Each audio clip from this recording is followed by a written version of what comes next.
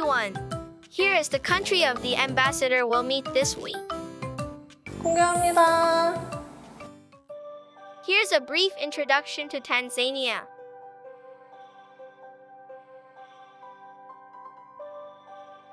Tanzania is located in southeastern Africa and over 120 tribes believe in various religions in Tanzania. Geographically, the country is near the Indian Ocean and 8 countries including Kenya, Uganda, and Rwanda. That is why it is considered strategic as an export base for landlocked countries. Tanzania pursues non-alignment, Pan-Africanism, and is active in Africa's regional security and cooperation. It is also increasing cooperation with Western and Asian countries for economic development. 네, 이번 주에 저희는 탄자니아 대사님을 만나볼 건데요. Celebrating Tanzania's Union Day a few weeks ago, the ambassador said he wished to speak to us about it. 근데 유니온데이가 뭐죠? You've never heard of Union Day? Then, here's a brief explanation of Tanzania's Union Day. In brief, the Republic of Tanganyika and the People's Republic of Zanzibar became one country on April 26, 1964. From then on, the day is celebrated each year on April 26th. 잠깐만요. 탄자니아가 두 공화국이 합병해서 생겨난 나라라고요? That is correct. 굉장히 특이하게 탄생한 국가네요. 그런데 합병 과정에서 두 나라 사이에 갈등은 없었나요? Excuse me, Nuri, you need to ask the specifics to the ambassador. 아, 맞아요. 자세한 거는 대사님께 여쭤봐야죠. 톡톡님 말씀이 맞습니다. 안녕하세요. 저희는 지금 명동에 와 있습니다. 탄자니아 대사관에 가는데 왜 명동에 왔냐고요? 왜죠? 탄자니아 대사관이 원래 용산에 있었잖아요. 모르셨어요? 감독님, 제가 감독님 대사관 전문 감독으로 임명해드리려고 했는데 안 되겠네요. 아직 모르시는 게 너무 많아요. 탄자니아 대사관이 최근에 용산에서 명동으로 이사를 했습니다. 짝짝짝짝짝짝짝. 그래서 저희는 오늘 이사한 새로운 대사관에서 촬영을 할 거예요. 갑시다.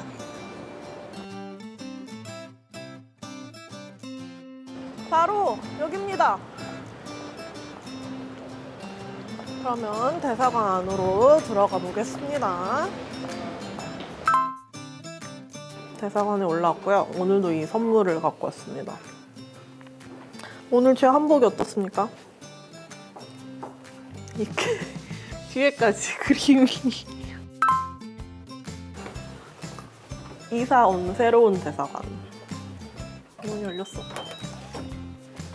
Oh, I'm happy you made it. Thank you so much. Welcome. Hello, Ambassador. I hope you didn't go to the old embassy, right?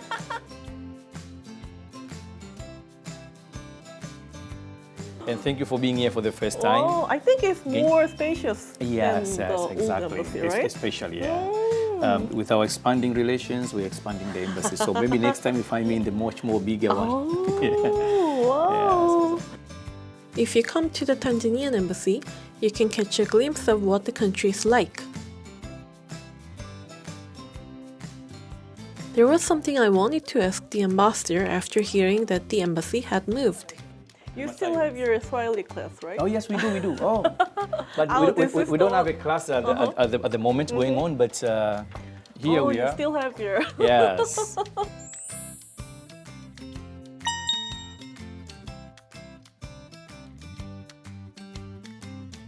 The number is around 400 Koreans. 400? Yes. Last time when you came here, it was around 300 Wow. and 20. But now we have expanded the numbers. Oh, so love now it. it's around 402, something like that. Wow, a lot of Koreans are learning Swahili. I'm expecting you. Yeah, so we are here with our instructor, Mwalimu Tunu. Hi. Mwalimu is teacher, in our Swahili. So I it's like Mwalimu your Tunu. dress and earring.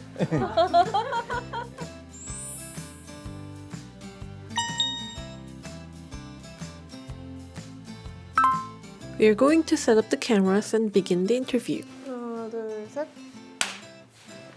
Before that, the ambassador prepared some Tanzanian coffee for us. It is not just coffee, it's a AAA coffee. Oh, yeah. Oh, it's very good. You could tell the aroma, right? Oh, I It's really one of love our this best coffee. that we have. I've been treated to some delicious coffee. I think I can start the interview in a relaxed mood.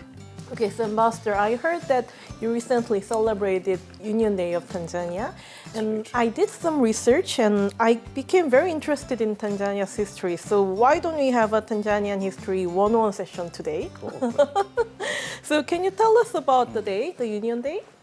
Yeah, thank you so much. On the 26th of April this year, we celebrate the 59th year of the union between the then Republic of Tanganyika and People's Republic of Zanzibar, that united to form the United Republic of Tanzania.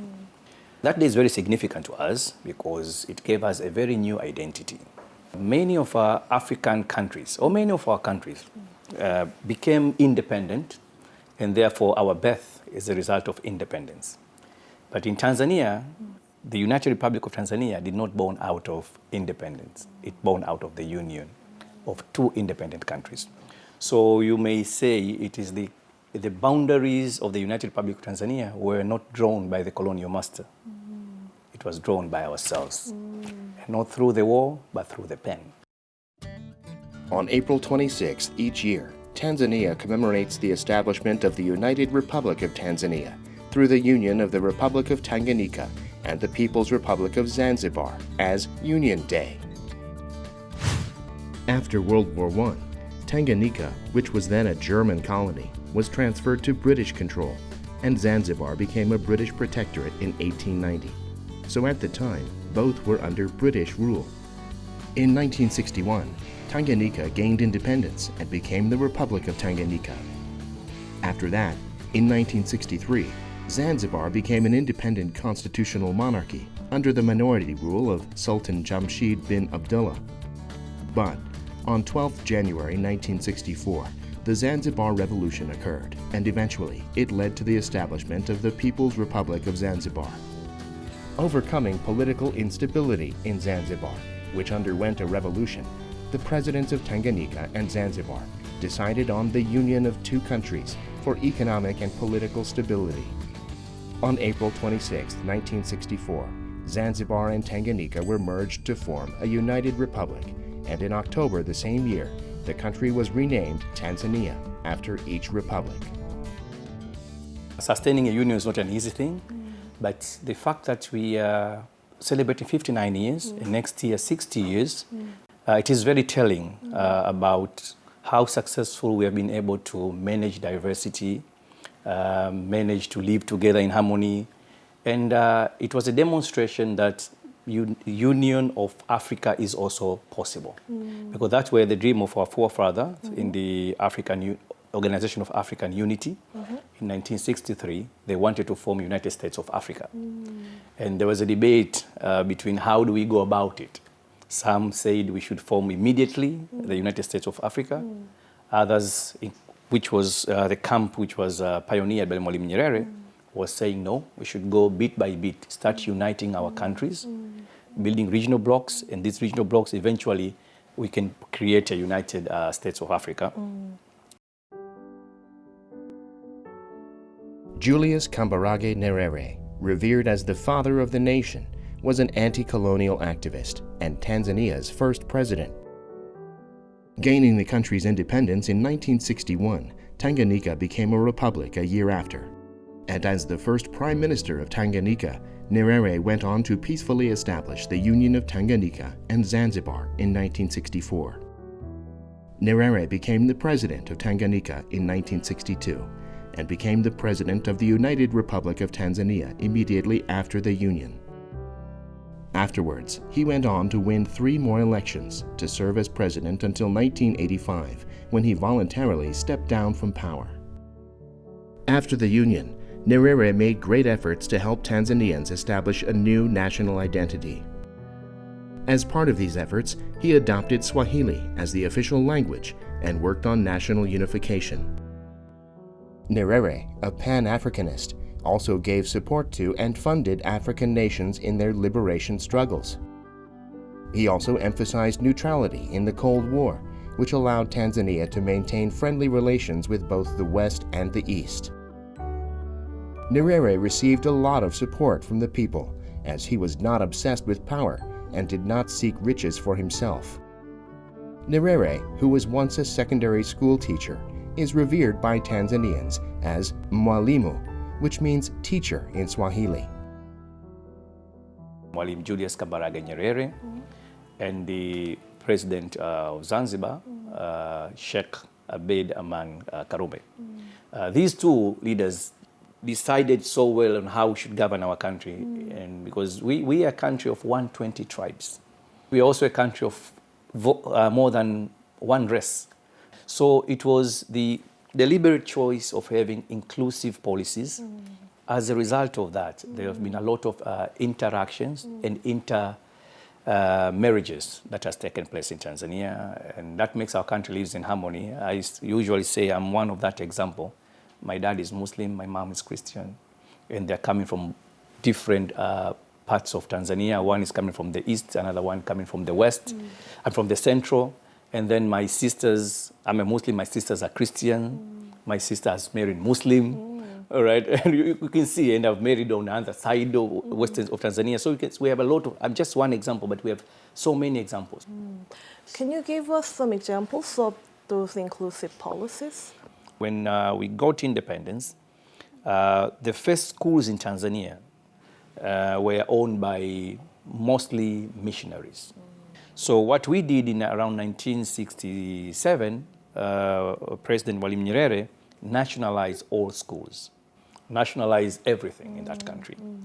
In a decision that was not very much welcomed, but I think it was important that in the creation of our nation as one. Because of that one, then schools were open for people of all religions, of all races.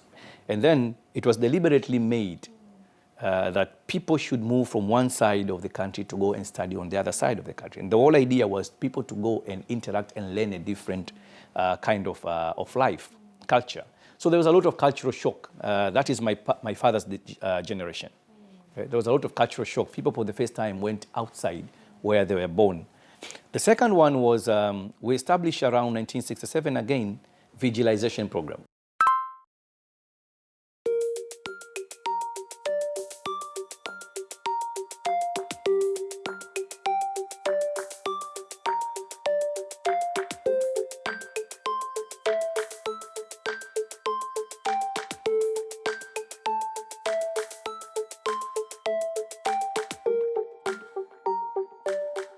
So it was about how do we pull people together? So we went to the visualization program. So people were brought in from different places to come and form a new village. It was a process that was not necessarily liked at that time, but eventually it made people from different places coming and live together, and live together as one. The third one was introduction of national service. So all people who were finishing secondary school were supposed to go to do national service for 1 year before you go to the university or before you go to work. So that national service was again a very important aspect that helped our countries to unite. So we did that as well. And then after that one, we have been very careful in terms of allocating jobs. During the time when the government was the biggest employer in the country, we were doing a lot. Until today, there's a policies where we make sure that all the time we manage the region, even in appointments, political appointments, we manage religion diversity. We make sure that our government is all the time inclusive. So that has been a constant policy in our country. And for that matter, we have been able to live together in harmony. For instance, I'll give you a good example. The way Muslims and Christians are living in Tanzania. In Tanzania, I would say probably 90% plus of our meat is halal. And it's a practice in such a way, if a Christian has a chicken or a goat or a cow and he wants to slaughter, you take it to a Muslim family or friend to slaughter for you because we can eat together. We can share. Our forefathers discovered very early, understood very early that diversity is strength. Something that nowadays we are trying a lot to preach about. How can we harness diversity? For us, Tanzania, diversity has been strength from the beginning. So although Tanzania became one country, I heard that Zanzibar has its own president and cabinet and exercises autonomy, right? Tanzania is a unitary state with a two-tier government system. The union government has the power to conduct foreign affairs, defense, foreign trade, and monetary policy. And the revolutionary government of Zanzibar only deals with internal affairs of Zanzibar. In addition to enacting laws that apply to the entire country, the National Assembly of Tanzania enacts laws that apply only to the mainland. Zanzibar has its own House of Representatives to make laws especially for Zanzibar, which is why Zanzibar's regulations may be different from Tanzania's mainland.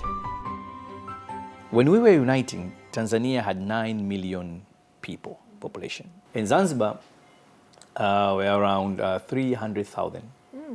So because of that, and size of Zanzibar in terms of land is very small compared to the mainland side. Zanzibar history had its own uniqueness compared to the mainland history. We went all through British colonialism, but in Zanzibar there was a different arrangement where it was a protectorate. Yes, they had the British at the top, but there was a sultan. So Zanzibar went through a revolution. We got our independence through UN. We were trustee territory, so we went to UN with United Nations, we debated, we got our independence. But in Zanzibar side, they had to do a revolution, a bloody revolution. The leaders thought it's important to be preserved. That Zanzibar identity had particular importance for them to be. So the fear was, because of that size, if we were to form one government, according to Mwalimu Nyerere and the writings, it means Zanzibar, because of the size, the sheer size, it will look like swallowed, and then it will like swallowed in the bigger then Tanganyika. That was the argument of Mwalimu, and according to Mwalimu Nyerere, it was during the Cold War time.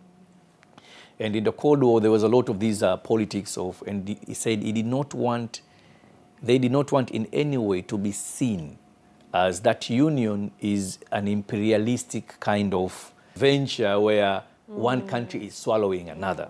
Because of that, they settled that they should have an arrangement which it may be unique, but which may fit to our situation.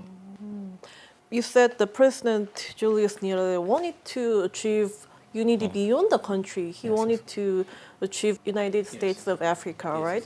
So why do you think he thought that unity of the continent is important at the time? He did not believe and he did not take pride on our small African countries. And his argument was, if we were not colonized, maybe Africa would have been one country, right? Because we have so much in common. This division, according to him, of this country X, this country Y, just happened because of the colonial experience, where borders were made and were made somewhere else, somewhere in Europe, where they met in the Berlin Conference and divided the continent in Africa. Africa is the only continent where you find borders in a straight line. That means some people at a certain point of time, they were so tired and they say, okay, do like this, shwa, and put a border between countries. So this border had a lot of effects in our continent. Because in many of our countries, we find there's some tribes or ethnicity that are transcend between borders. And that's the reason of conflicts in many places. So because of that, Mwalimu thought for Africa to be significant in the world, right, we should come together and then see how we can work together, pool our resources, so that we can have a voice in the world. For now, we are the backward continent in so many respects, but one of the reasons is that we don't have that big bargaining power. Collectively, we can have, but he could not realize that.